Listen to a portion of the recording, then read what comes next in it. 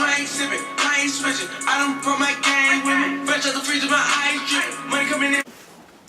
Hello my peeps! Hello, hello, j'espère que vous allez bien, j'espère que tout se passe bien pour vous.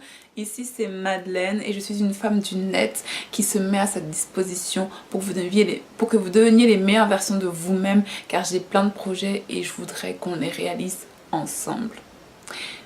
Ok, donc je vous invite à me suivre sur les réseaux sociaux, à découvrir qui je suis. En dehors de YouTube, il y a toute une vie, il y a plein de choses à découvrir, il y a plein de choses à voir. Donc voilà, venez, venez, venez me découvrir. Si vous avez des questions, n'hésitez surtout pas à m'envoyer des emails. Les emails pour moi c'est comme quelque chose de confidentiel, donc votre identité ne sera pas divulguée. La preuve, je fais des vidéos selon ce qu'on m'a demandé sans dire qu'on me l'a demandé quand c'est en email. Et ensuite, si vous avez zéro problème avec ça et que vous pouvez commenter, il n'y a pas de problème, on est là. Alors, aujourd'hui...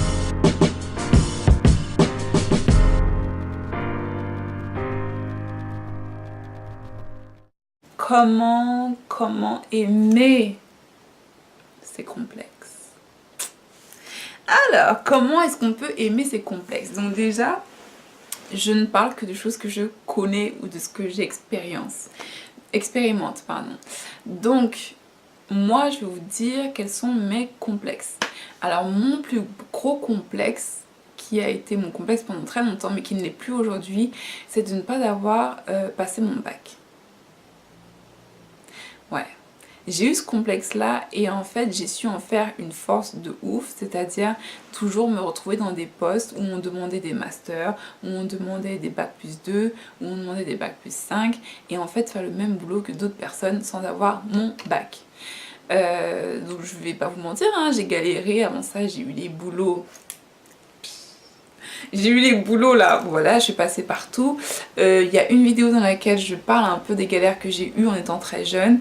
Et voilà en fait. Donc je vais pas vous mytho, hein, c'est pas forcément facile. Mais la meilleure école, ça reste la meilleure école, ça reste l'école de la vie. Ça, retenez bien cette phrase là. Donc en fait, ça a été un de mes plus gros complexes. Ensuite, mon plus gros complexe...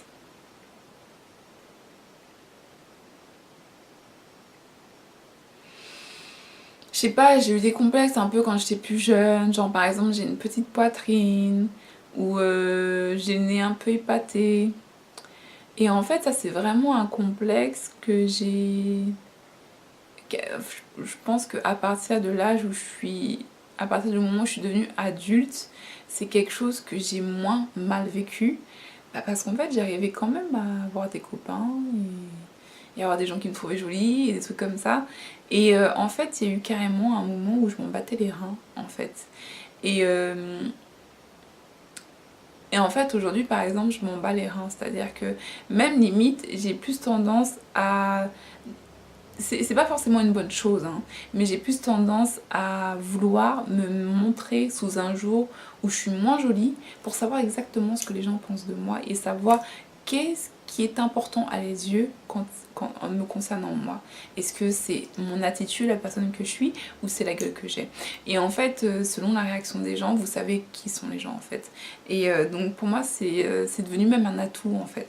Donc vous savez que être moche, ça peut vraiment être un atout, ça peut vous permettre de savoir pourquoi les gens sont avec vous. Si les gens sont avec vous justement parce qu'ils ne vous trouvent pas très belle, ou si les gens sont avec vous parce qu'ils trouvent que vous avez une personnalité de feu. Ok? Parce que les gens qu'on appelle moches, parce que pour moi la mocheté, il faut vraiment la chercher. Hein. Moi j'ai vraiment une image de personne que je trouve très moche, et en fait en général ça commence à l'intérieur et ça se voit sur le visage. Et en fait... les gens qu'on considère comme moches, en général, ils cartonnent au niveau de la personnalité. C'est vraiment les gens que vous avez envie d'avoir dans votre vie parce qu'en fait, ils savent justement quelles sont les choses les plus importantes là dans la vie. Donc voilà, et ils capitalisent là-dessus à mort. Donc les histoires de beauté, de toute façon la beauté c'est quelque chose de très subjectif. Donc ne vous cataloguez jamais sur les standards de quelqu'un d'autre. Essayez d'utiliser vos propres atouts et vos propres traits qui vous sont uniques comme une force. Et déjà, quand vous faites ça, vous gagnez plus 10 en beauté. Je vous jure que c'est vrai. Demandez aux hommes. Vous savez quoi, moi je suis une femme en fait à la base. Donc même si je vous donne un avis, vous allez dire ouais mais c'est une meuf, machin et tout. Mais en fait les hommes vous le disent. Ils vont vous dire, à chaque fois on parle de ces hommes qui sortent avec des bombes, qui sont considérées parfaites physiquement. Et ils sortent avec des filles qui sont considérées moins bien. Mais en fait ces filles qui sont considérées moins bien, des fois elles ont le plus 10 là, que n'importe quelle bombasse n'arrive jamais à atteindre, parce qu'elle n'a pas besoin de travailler sur elle ou ce genre de choses là. Et en fait quand vous voulez des relations long terme, je peux vous jurer que le physique a très peu d'importance. Et de toute façon un mec qui se base que sur le physique, ça se voit. C'est pas un mec qui fait du long terme, c'est un mec qui passe d'une meuf à une autre, à une autre, à une autre, et parce que c'est vraiment une histoire de plastique. C'est-à-dire que ta beauté peut être remplacée par la prochaine qui a les yeux verts, par la prochaine qui a les cheveux blonds, par la prochaine qui a plus de seins, par la prochaine qui a plus de fesses. Alors que quand vous avez en face de vous une personne qui a une personnalité de ouf, damn, where am I gonna find that bitch again? No, you can't, because she's only one, because she used her struggle to be a bigger strength. Ok, et je viens de dire, je sais pas ce que j'ai dit.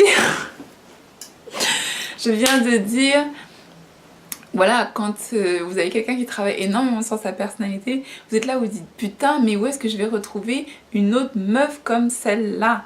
Et en fait, vous vous dites, ah bah, et en fait quelqu'un vous dit, bah non, tu ne peux pas, car elle a su utiliser ses problèmes et ses complexes comme sa plus grande force.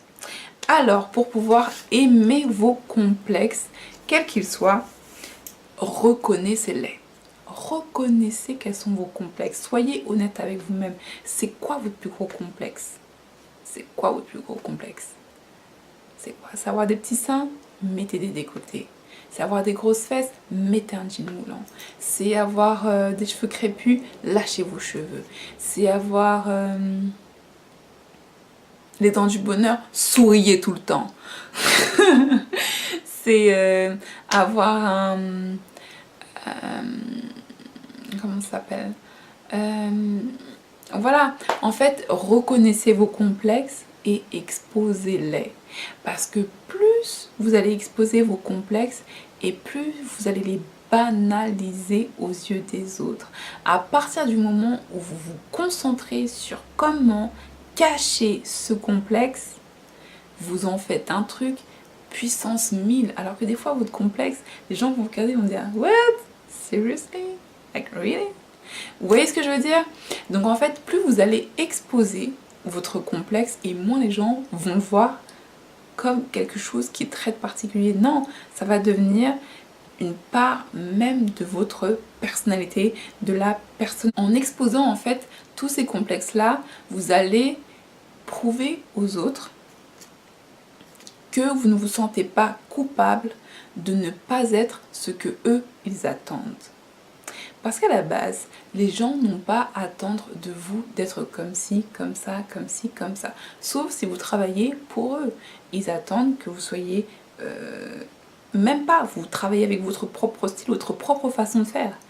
Le plus important, c'est que vous fassiez ce qu'on vous demande de faire. Vous voyez ce que je veux dire? C'est-à-dire que même au travail, il n'y a pas une technique particulière. C'est-à-dire que la technique qui vous permet d'être le plus performant, de faire la différence, c'est ça que les gens veulent, de toute façon. Donc en fait, vos complexes n'existent que dans votre tête. Tant que vous ne pouvez pas les utiliser à bon escient pour devenir votre plus grande force, ça restera des complexes, mais si vous savez comment les exposer, les banaliser et les utiliser comme votre plus grande force, ça devient votre plus grande force. Donc un complexe, c'est jamais vraiment quelque chose qui vous retient. Ce qui nous retient, c'est pas nos complexes, c'est nous. Voilà my peeps, courte vidéo, j'espère que ça vous a plu. J'ai écrit ça là, juste avant d'enregistrer, c'était très rapide comme d'habitude. Je vous ai dit je prépare pas mes vidéos, quand je les prépare c'est quoi 5 minutes avant d'enregistrer. Donc voilà, j'aime quand c'est comme ça, un peu voilà machin. Donc voilà, je vous fais des énormes bisous. On se retrouve sur Instagram ou Facebook à Pyramide Noire ou Utopie Paris. Utopie Paris, c'est pour tout le contenu anglophone. Pyramide Noire, c'est pour tout le contenu francophone. Donc voilà, je vous attends là. Suivez-moi, découvrez-moi en dehors de la toile de YouTube. On se voit très bientôt. Namasté, bye.